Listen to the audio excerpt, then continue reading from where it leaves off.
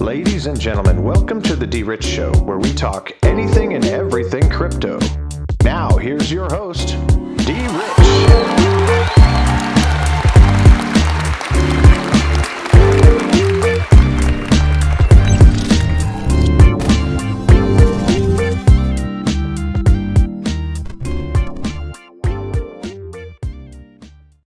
Hey everybody, welcome back to the DRich Show. This is DRich and today is March 1st, 2022. Welcome to March, folks, and as always, I hope that this video, like every other video, finds you all in good health, good spirits, and good energy. Most definitely go ahead and hit that like button on your way in, support your investment with one easy click.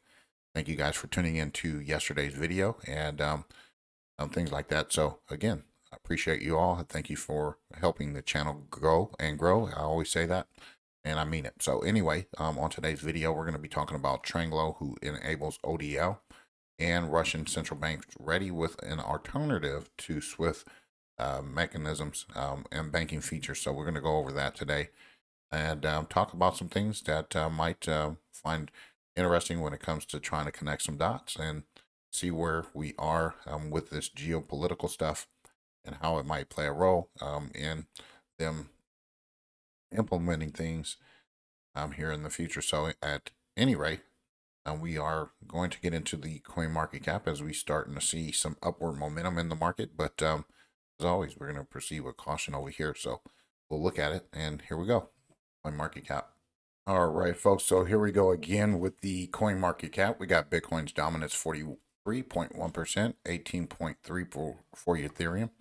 We got a global crypto market cap sitting at 1.91 trillion, which is a 4.5% increase over the last day since we last made a video. So here we are with the trending tokens, some biggest gainers recently added tokens to the CoinMarketCap. You can do your due diligence on those. Bitcoin $43,395.67 there. So again, if it breaches 45 something thousand, I would believe we're going to see more upward momentum. I think it's at that point for it to have tapped that level of resistance 3 times again. And if it doesn't, then I'd look for some downward momentum. I'm not sure if this is a bull trap, but we will be patient here on this end and proceed with caution. Anyway, Ethereum $2,910.64, BNB 401.88, while USDC is at a $53.4 billion market cap, and our beloved XRP sitting at 77 cents there at number 6.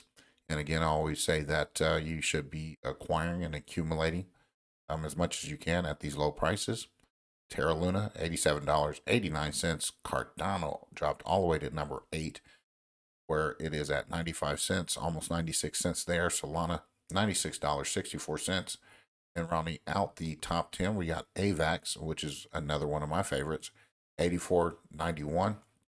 And as we stroll down the CoinMarketCap just here briefly, we got Algorand. I'm going to touch on these every single day, folks, so that we understand what our investment should look like. And this is more considered a long-term run. Now, all of these other tokens, I'm not saying that they don't have any value, but for me, there's a different value associated with Algorand at 85 cents, Stellar at under 20 cents there. You're getting almost a little bit over 5 for $1 to be exact.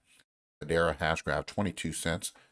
So you're getting over 4 for $1 there. Okay, and then, like Filecoin, yes, I do believe that that one's a good one. Theta, I like it as well. But VeChain, okay, you got that 5 pennies there. And then you got IOTA, 78 cents as well. 25 cents for Gala Games, which is one of my other favorites. Okay, and what else we got here? Quant at 115. Yeah, we see some other ones here, but we just wanted to go ahead and cap it off with XDC here at 5 pennies, almost 5.5 pennies there. So again, do your due diligence. Come to you, use your own discernment investing when it comes to your investment. Okay, I don't know what your investment looks like and things like that, but I always want to encourage you to do the things that I would do. Okay, because if I'm doing it and I'm making bang for my buck, then I want to make sure I give that presentation to you.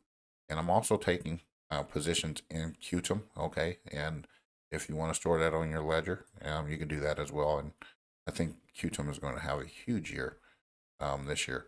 So anyway, here we are with Tranglo.com. Tranglo enables Ripple's on-demand liquidity service across its 25 payment corridors. This was put out today, actually yesterday. This is just written for today. Again, Tranglo has enabled Ripple's on-demand liquidity, which is ODL service for all of its payment corridors, allowing remittance providers to process instant cross-border payments. Remember that word, cross-border payments, without costly pre-funding. This also comes after the success of its pilot ODL deployment in September of 2021, with 250,000 transactions worth 48 million processed in the first 100 days. And again, at press time, ODL transactions via Ripple Global Financial Network, RippleNet, originate from markets including Australia, Japan, Philippines, and Singapore, with other markets to follow. So you can read the rest of this here. I'm not going to read too much more in it, but just a little bit about Tranglo. And it's a cross-border payment hub which has a proven track record in business payment, foreign remittance, and mobile payment solutions. Again, it was founded in 2008, and we have officials in Kuala Lumpur, Singapore, Jakarta, Dubai, and London. Their global network spans for more than 100 countries, 2,500 mobile operators, 1,300 banks, wallets, and 130,000 cash pickup points. So again, Tranglo is a proud partner of Ripple, the leading enterprise blockchain solutions for global payments. And we then now offer enhanced cross-border paying out services with an even wider coverage through RippleNet, Ripple's global payment network. So if you want to find out more, you can go to Tranglo.com there, folks. Check that out. Anyway, Russian Bank Central Bank chief says alternative SWIFT is already in place. Russia's central bank chief said that Russia will fulfill their obligations on the SPFS system. This is some key takeaways from the article. The central bank governor has said that it will have its global payments continue to function despite the SWIFT ban. And the central bank chief also said that Russia's SPFS, an internally developed payment system, will replace SWIFT. And meanwhile, reports say that the Russian government is working on one world digital currency for global trade. I don't know what that one world digital currency could be or how it can be used. It could be Bitcoin. It could be, I don't know, XRP. It could be something like that. I'm willing to bet that it could be XRP because XRP moves pretty fast. Okay. And the Bank of Russia's governor also said that Russia will continue their global payments with the alternative to the SWIFT network, and they will replace it with SPFS. And it has been working on this since 20, I think, 14, and we'll go to the next page on that. So again, you can read the rest of this. So they're ready, folks. They've been working on this for a while now. So, there's nothing new. They're not going to just say, "Oh, here we go. We got something already," and just make it up out of thin air. They've been testing it. They've been trying it, and here is the proof that Russia's alternative to SWIFT is the SPFS. And this was written in 2021, December 15th, to be as a matter of fact. The SPFS is the Russia equivalent of SWIFT, okay, and was developed by the Central Bank of Russia in 2014 after the United States government threatened to disconnect Russia from SWIFT system. All right, so they've been needing to take care of this since then. So you got 8 years working on these systems. And again, the first transaction of the SPFS network involving a non-bank enterprise was executed in 2017. Non-bank enterprise, folks. I can only imagine. I don't know who that could be. As of March 2018, over 400 Russian institutions, mostly banks, are part of the network. That means that the SPFS system supports intra-Russian transactions. However, the problem with any SWIFT disconnection would be the absence of international connectivity. Okay, I don't know if they're necessarily worried about that, if they've already understood that these developments would need to take place. And in fact, there are plans to integrate the Russian SPFS network with China-based cross-border interbank payment systems, while the Russian government is also in talks to expand SPFS to developing countries such as Turkey and Iran.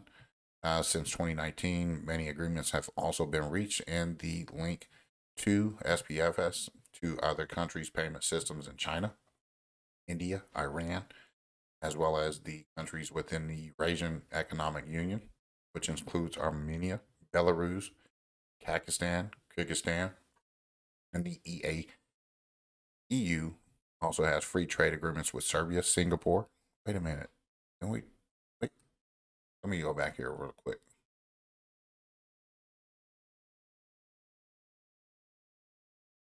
Singapore, folks. Okay, we had to just go back just to remember that we just talked about Singapore and what Tranglo does, right? So anyway, there it is. Vietnam with multiple other deals pending at the end of 2020. 23 foreign banks connected to the SPFS from Armenia, Belarus, Germany, Kazakhstan, Kyrgyzstan, and Switzerland. Okay, all right. That's not no that's just not a little small stack there. Okay, that's a great group of countries getting on this network. I don't know what it is. I'm just taking a guess. Okay, and we just went back and verified with what Tranglo does and who they are reaching as well. So who knows if those partnerships? I got to go down the rabbit hole and see if that is the interoperability that we're looking for. But here we are, folks. We are on the brink of the economy being replaced, SWIFT being replaced, or there being something that's equivalent to SWIFT. And we know that Ripple has openly suggested or even talked about replacing SWIFT. So that's just where I'm going to leave that, so you guys can kind of digest it. If you find something, let me know about it.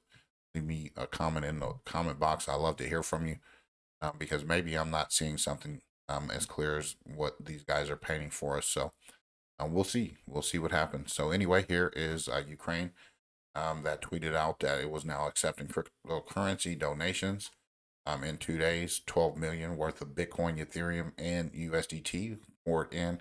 And the reason why I'm going to leave it with this here, folks, is because these three, all right, Bitcoin, Ethereum, and USDT, we all know that Tether could be potentially propping up Bitcoin.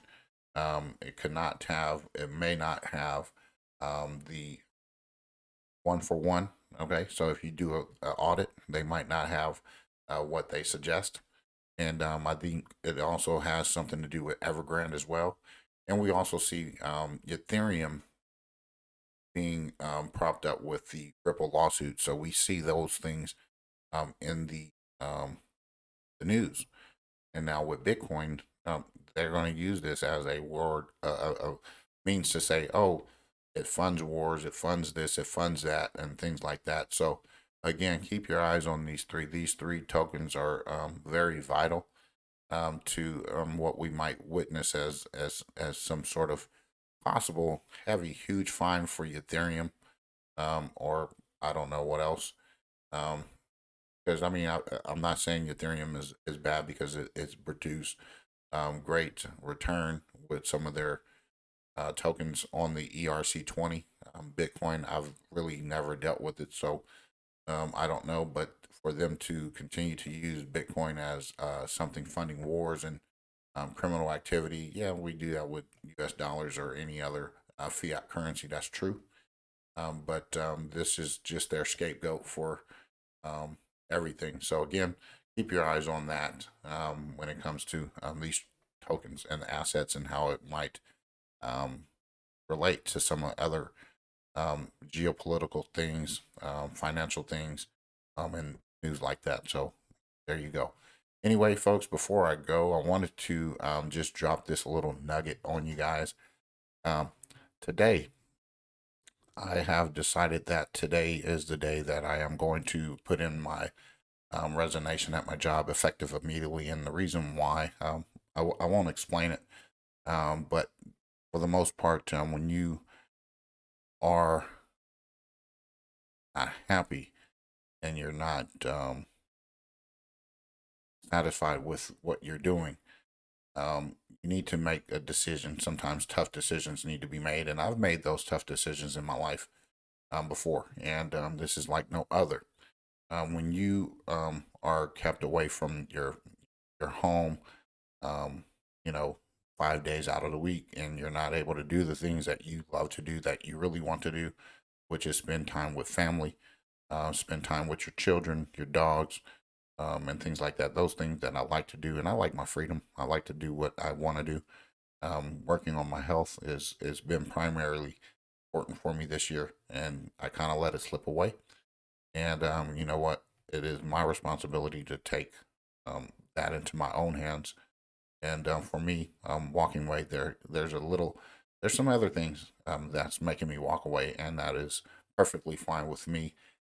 When you have to do these things, know that when you're doing them, that you believe in yourself. You know that everything is going to be all right, and make sure that you position yourself to a point where you got your basics covered for several months. So if something doesn't work out, you know, God forbid, you know, those things happen, we want to make sure that those things are covered. So for me, I'm in a good position. I'm in a good place, so it's no worry.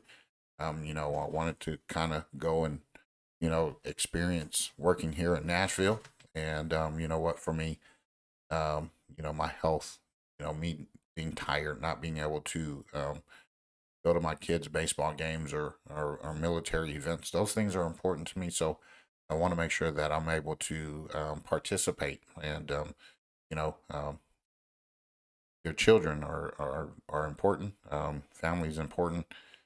You don't want to miss those times to just let them pass by and you didn't see anything or you didn't participate in anything, and you don't have anything to cherish or remember.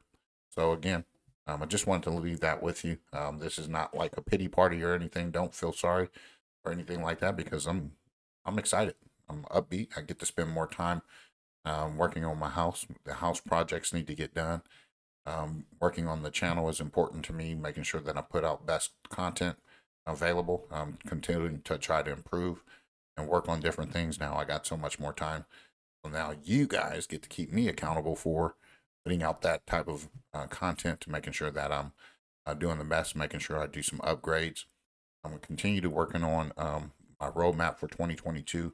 And I do believe we are on pace and getting a lot of things accomplished here in March. So pay attention to that. March is going to be awesome. And I got a lot of other things to share in March that are coming up, which we'll discuss at those times. Anyway, thank you guys for taking your time out to listen to me on a regular, those who that do. And thank you for allowing me to just kind of get on that little spew for a minute. And hopefully one day we'll open up about those things and some other things that we see. But anyway, we are witnessing a lot of political theater. We are witnessing a lot of things happening across the world. So continue to do your due diligence, staying safe. Make sure that you always use your critical thinking and continue to be positive, upbeat, motivated. Write your goals down. Continue to do your due diligence in everything that you do. And always treat people right. Always treat people fair.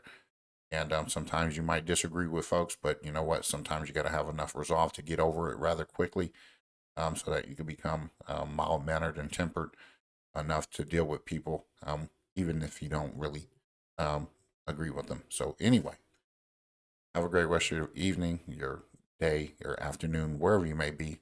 God bless. Take care. And as always, folks, treat everyone with class, dignity, and respect. Bye-bye.